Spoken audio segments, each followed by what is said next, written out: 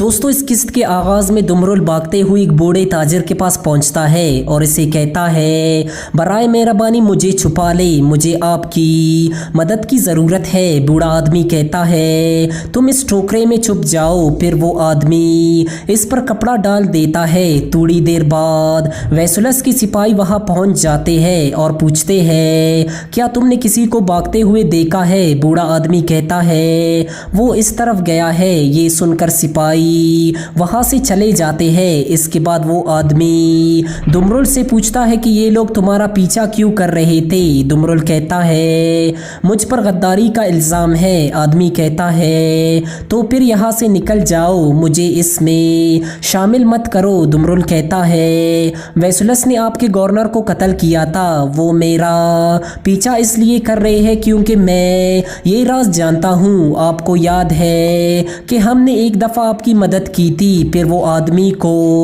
ख्याल आता है कि जब वैसुलस इसे मार रहा था तो दुमरुल और आजातुरियन ने इनकी मदद की थी। फिर वो आदमी कहता है, मैं तुम्हारी मदद करूँगा, तुम्हें अंधेरा होने तक इंतज़ार करना होगा। फिर इसके बाद इसके ऊपर कपड़ा डाल देता है और इस पर सेब डाल देता है ताकि किसी को इस पर शक ना हो। दूसरी तरफ चोलपिन एलियाना के पास पहुंचती है और इसको बताती है कि ताजिर आजातुरियन अर्तुगरुल का आदमी था और वैसुलस ने इसे कत्ल करवा दिया है। और इसके अलावा अर्तुगरुल का भाई दुंदार भी गिरफ्तार हो गया है और वो कैद खाने में मौजूद है। ये सुनकर एलियाना खुश होने का ड्रामा करने लगती है ताकि चोलपिन को इन पर शक न हो। दूसरी तरफ आजातुरियन को दफना दिया गया था। अलियार कहता है, हमने किसी को नहीं बताया था कि दुंदार और दुआ नकाया जा रहे हैं। ये खबर बाहर कैसे निकली? अर्तुगरुल कहता है, ये मेरे भाई दुंदार की वजह से हुआ है। वो प्यार में अंधा हो गया था। लाजमी इसने कुनेली को बताया होगा और फिर इसने अपने बाप को। फिर अलियार कहता है, मैं आजार और इसकी बेटी गुनेली दोनों से हिसाब लूंगा और इसके बाद दुआन के जनाजे पर आऊंगा। अर्तुगरुल कहता है, आप इनसे तफ्तीश करें लेकिन अभी इनको कत्ल नहीं करना, हमें कुछ इंतज़ार करना होगा। इसके बाद वो सब वापसी की तरफ रवाना हो जाते हैं। दूसरी तरफ आजार के पास एक सिपाही पहुंचता है और इसे बताता है कि दुआन और दुंदार पर कूनिया जाते हुए हमला हो गया है जिसमें दुआन फौत हो गया है और दुंदार लापता है। ये सुनकर आजार बहुत खुश हो जाता है और कहता है, ये औराल साहिब के लिए जीत है। इतने में कुनीली कहती है, बाबा मैं खौफजदा हूँ कि वो इसका इल्ज़ाम हमारे ऊपर लगाएंगे और मैं दुंदार के लिए परेशान हूँ। क्या हमने इसके साथ कुछ गलत तो नहीं किया? आजार कहता है, तुम परेशान मत हो बेटी, वो किसी ठोस सबूत के बगैर कुछ भी नहीं कर सकते। दूसरी तरफ अर्तुगरुल और इसके साथी वापसी की सफ़र पर रवाना थे। कारा जायसर में औराल दुंदार के पास पहुंचता है। दुंदार इसे देखते ही बहुत गुस्से में आ जाता है और कहता है, हमें तुम्हें मार देना चाहिए था, तुम एक गलीज और बुज़दिल इंसान हो। औराल इसे एक मुक्का मार देता है और कहता है कि एक दफ़ा तुम लोगों ने भी मुझे ऐसे ही बांधा था। इस दिन मैंने कसम खाई थी कि मैं अर्तुगरुल की नस्ल मिटा दूंगा और ये काम मैं तुमसे शुरू करूंगा। फिर दुंदार इसके मुंह पर दोबारा थूक देता है। औराल इसे एक थप्पड़ मार कर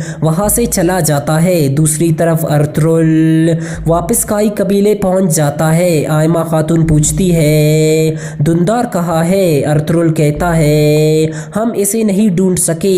आयमा खातून बहुत गमगीन हो जाती है। अर्तुगरुल और अलीमा उन्हें नीचे बिठा देते हैं। आयमा खातून कहती है, तुम इसे क्यों तलाश नहीं कर सके? अर्तुगरुल कहता है, वैसुलस ने दुमरुल को इस्तेमाल करके हमारे लिए जाल बिछाया था। जब हम वहां पहुंचे तो हमें आजातुरियन की लाश मिली। अलीमा कहती है, लेकिन उन्हें कैसे पता चला कि वो कूनिया जा रही है? अर्तुगरुल कहता है, लाजमी दुंदार ने कुनेली को बताया होगा और कुनेली ने अपने बाप को। अलीमा कहती है, मैंने बताया था कि वो लड़की ठीक नहीं है। हैं। आयमा खातून कहती है मैंने कुनेली पर एतबार किया और इसने मेरे बेटे को मौत की तरफ धकेल दिया। अर्तुगरुल कहता है आप परेशान न हो वालिदा, मैं दुंदार को ज़रूर वापस लाऊंगा। दूसरी तरफ शाबदार कबीले में अलियार कतलूजा को हुक्म देता है कि आजार और इसकी बेटी को पकड़कर यहाँ लाओ। असलहान खड़े होकर कहती है कुनेली को मेरे ऊपर छोड़ दो। फिर कतलूजा और असलहान बाहर निकल जाते हैं। आजार अपने खैमे में अपने दो आदमियों के साथ बैठा हुआ था और उन्हें कहता है अच्छी खबर है, औराल साहिब ने आपको सलाम भेजा है। इतने में कतलूजा और इसके सिपाही अंदर दाखिल होते हैं। आजार कहता है तुम इजाज़त लेकर नहीं आ सकते। कतलूजा कहता है तुम जैसा ऐवान इज़्ज़त के लायक नहीं है, चलो अलियार साहिब आपको बुला रहे हैं। फिर दो सिपाही इसे पकड़कर बाहर निकल जाते हैं। दूसरी तरफ बानो जिजिक बहुत दुखी थी और मुसलसल रो रही थी। अलीमा कहती है बानो तुम अपने आने वाले बच्चे के बारे में सोचो। फिर आयमा खातून भी इसे दिलासा देती है। बानो कहती है मेरे गम तब तक जारी रहेंगे जब तक हम दुआन का इंतकाम नहीं ले लेते। दूसरी तरफ कतलूजा आजार को लेकर मरकजी खैमे पहुंच जाता है। आजार कहता है आप इस पर पछताओगे अलियार साहब, आपने मेरा नहीं बल्कि पूरे जिरगे के तमाम आदमियों की बेइज्जती की है। इतने में असलहान भी कुनेली को लेकर वहां पहुंच जाती है। आजार कहता है क्या ये आपका इंसाफ है? आप किसी सबूत के बगैर मुझ पर और मेरी बेटी पर जुल्म कर रहे हैं। अलियार इसे एक जोरदार थप्पड़ मार देता है और फिर कहता है बकवास बंद करो, तुमने गद्दार औराल की मदद की है, तुम मेरे सिपाहियों की मौत की वजह बन गए हो, तुमने कबीले और हमारी रिवायात के साथ गद्दारी की है, इसमें तुमने अपनी बेटी को भी इस्तेमाल किया। फिर अलियार कहता है तब तक मैं इसे कत्ल नहीं करूँगा जब तक कि ये बात साबित न हो। इसके बाद सिपाही इन दोनों को पकड़कर बाहर निकल जाते हैं। इनके जाने के बाद अलियार कहता है बाजी तैयार हो जाओ, हम दुआन के जनाजे पर जा रहे हैं। दूसरी तरफ एक कमांडर एक खत लेकर वैसुलस के पास पहुंचता है और कहता है ये हमारे शहंशाह की तरफ से आया है। वैसुलस खत पढ़कर मुस्कुराने लगता है और फिर कहता है शहंशाह ने जंग के बारे में बात कर रहे हैं और कह रहे हैं इसके अलावा वो चाहते हैं कि मेरी और अलियाना की शादी इनके पास हो। उन्होंने मुझे अपने महल में आने की दावत दी है। फिर वैसुलस कहता है तुम तैयारियां कर लो, हम शहंशाह का इंतज़ार नहीं कर सकते। ये सुनकर कमांडर बाहर निकल जाता है। दूसरी तरफ दुआन के खैमे के बाहर कबीले के बहुत से लोग खड़े थे। अंदर तुर्गुत और बामसी दुआन की लाश के पास बैठे रो रहे थे। बामसी कहता है तुर्गुत मेरा भाई चला गया, अब मैं कैसे खड़ा रहूँगा। तुर्गुत कहता है हमें मजबूत होना होगा भाई। बामसी कहता है तुम शहीद हो गए हो दुआन भाई, तुम कहीं नहीं जाओगे, वहाँ मेरा इंतज़ार करना। इतने में अर्तुगरुल और कुछ सिपाही भी वहाँ आ जाते हैं। फिर अर्तुगरुल कहता है मेरे बहादुर सिपाहियों, दुआन काफिरों की जालिम तलवार से शहीद हो गया है। हम सब एक जिस्म की तरह है, अगर कोई काटने की कोशिश करेगा तो हम ऐसा नहीं होने देंगे। मैं कसम खाता हूँ कि हम इस वाक़े का सख्त जवाब देंगे। हमारे शहीद का खून खुश्क होने से पहले हमें हर हाल में इंतकाम लेना होगा। चलो भाइयों, वक्त आ गया है कि हमें अपने शहीद को दफनाना होगा। फिर सब खड़े हो जाते हैं और दुआन की लाश उठा लेते हैं और खैमे से बाहर आ जाते हैं। बानो जिजिक रोते हुए कहती है कि दुआन मैं तुम्हारे बगैर